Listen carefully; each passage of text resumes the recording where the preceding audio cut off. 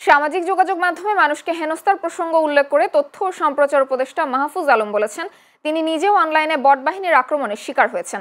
বলেন, আগে যারা আক্রান্ত ছিল তারা এখন আক্রমণকারী হয়ে উঠেছে। শনিবার রাতে রাজধানীর রমনায় 20 মিলনায়তনে এক গোলটেবিল আলোচনায় তিনি এসব কথা বলেন। গণতন্ত্র বিনির্মাণের নারী আমরা কি পেলাম শীর্ষক এই গোলটেবিলে আয়োজক ছিল উইমেন ইন ডেমোক্রেসি উইন্ড। আলোচনায় সামাজিক যোগাযোগ মাধ্যমে হেনস্থার কথা ওঠার পর মাহফুজ আলম বলেন, এমন সংঘবদ্ধ আক্রমণের শিকার হচ্ছেন তিনি এবং তার পরিবারের সদস্যরাও।